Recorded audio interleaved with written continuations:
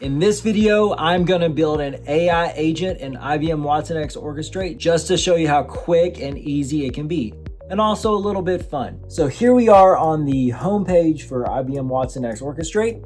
I could go into manage agents, which will show me any agents that are already sitting in my environment, but we're actually just going to go out here and create a new agent. We have a couple of options here. We can actually build one with AI where we essentially describe what we want to do and it's going to find the relevant agents, tools, and everything else for us. We could also start with a template and pull something out of the catalog. I actually don't want to do that though. I want to build one from scratch and I'm going to call it my N64 agent. So what we're going to actually build here is first a Nintendo 64 agent. So it's going to be answering questions about like Nintendo 64 related games and documentation. Then I'm going to build a PlayStation 1 agent as well. So we're going to have those two agents. And then I'll build an orchestrator or supervisor agent that can actually know based on the question that you ask which agent to route to. So we can ask our questions against one agent and then it's going to route between the two. If you want to think of this more in a business context, which is, probably less fun, but maybe a little bit more relatable, something you may think is, let's say we have for your company, here is one agent where I come into this, through the front door here, through this portal to ask whatever these questions are, whether they're HR, IT, sales, procurement, whatever it may be.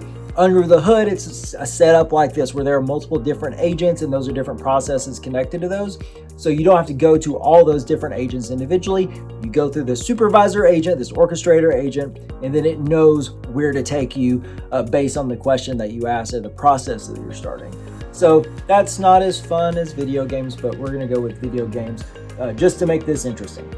All right, so I'm gonna make our Nintendo 64 agent.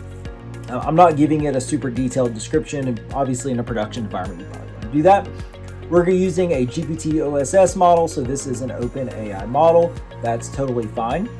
If we wanted to customize this welcome message, we could. I'm just going to keep it the default for now.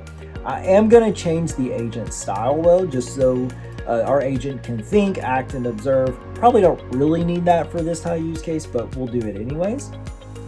Something that we're going to do though is add our knowledge. So if we have existing knowledge in the environment, we could add that.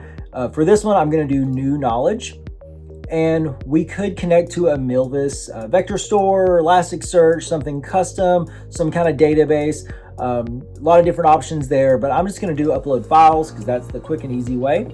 Essentially, just drag the file in that we want. So I have this N64 documentation, and I'm going to put that in here. Give it some kind of, just brief name and description. Click on save. Now we'll start uploading that file. Now, for a lot of agents, especially those that are not answering questions about video games, ones that are actually running in a big enterprise or in production, a lot of times you actually want to use different tools. If we had tools sitting in our environment, in a local instance, very easy to add those. We can pull those from a catalog, we can connect to MCP servers, we can use open API specs, a lot of different things that we could do. For this demonstration, we don't need tools. I'm not gonna go through that, but just so you know, the sky is the limit there as far as what you can do. Let's ignore this for now. We'll go back to it here in just a little bit. For our behavior, you can type a lot of information here. So essentially you're saying, answer your questions in a nice, friendly response. Or if someone asks a question that has nothing to do with your knowledge base, tell it you don't know. There are things like that. Essentially, how should this agent respond? You can get very granular here. I'm just going to do something like this. So don't answer anything outside your knowledge base. If someone asks a question outside of your knowledge base, respond with I don't know. So just quick and easy. And a couple other things here. If we did, we get this thing finished, we want to embed it in a website. Very easy to do that. We can connect it to Teams, Facebook Messenger, Slack, etc., so forth. All right. So that agent is already built. It's done. We haven't deployed it, which is literally just click, click, done. But for right now, we're just going to test it. All right. So what are the weapons in GoldenEye 007? Okay, all right, so the weapons in GoldenEye 007, these are the ones that are in the documentation. So those are three. So we can look at the reasoning and see, essentially if you have this a very complicated process, you guys drill through and see, okay, it decided to route to this agent. So we'll circle back to that, but we can dig into that reasoning, and we can also look and see, the sources of that. So if you have something that's maybe coming across, the answer is pulling from multiple places, multiple documents, you can see all those. In this case, we just have the one document that we uploaded. All right, so we have tested that one. Go here to manage agents. We can see our N64 agent is now there. All right, so now we're going to create our PS1 agent.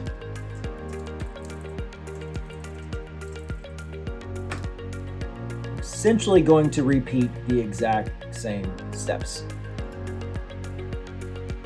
Difference here is when we add our knowledge, we will do our PS1 documentation.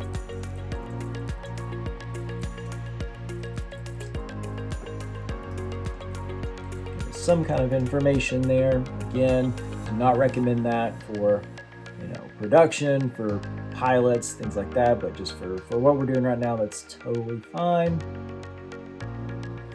And I'm going to put that same thing in our behavior. So again, don't answer anything outside of your knowledge base. So if I say, all right, so if I ask something like who won the World Series in 2024, we should expect to say, yeah, exactly. Say, I do not know. That's outside of my knowledge base, but let's see. Let's refresh, try something else.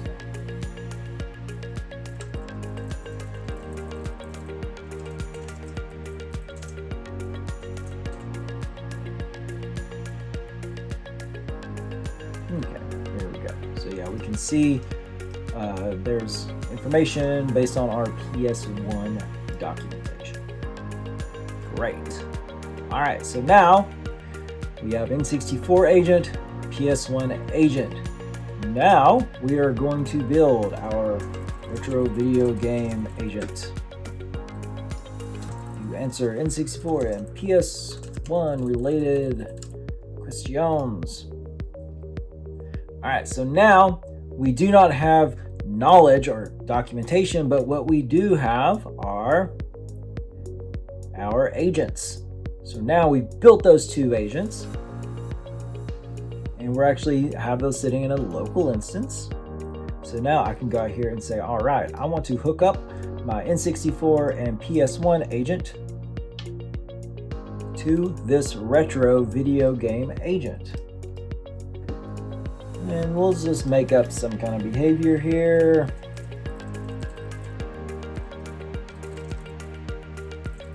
In the video game agent, you answer questions only about N64 and PS1 games, gameplay, and documentation. I'm just making this up. And we'll just copy that same thing again. Right. Awesome. And then what we can do as well is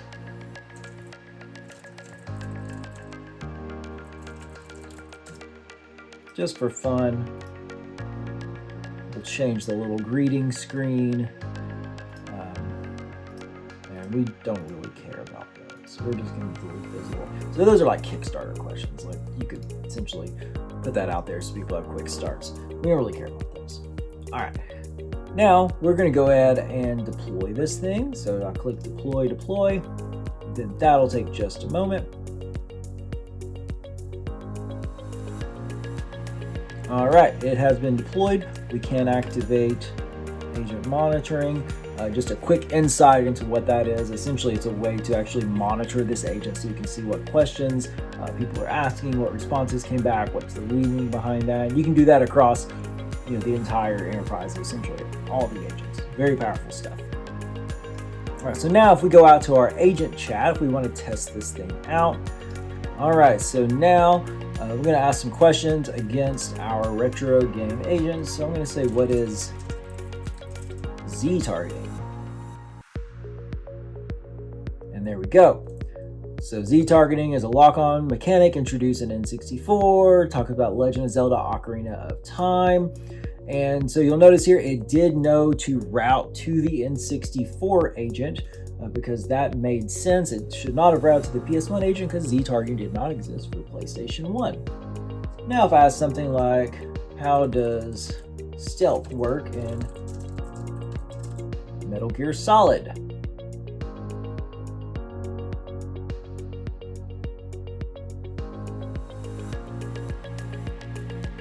And there we go. So we have some information there about how stealth works in Metal Gear Solid. And again, we have our PS1 documentation that is helping to back up that answer. And now we can see we have multiple steps in our reasoning. So step one, it's going out to that to collaborate with that PS1 agent, and then it's looking at that PlayStation 1 knowledge. So pretty cool stuff. Now let's try something else.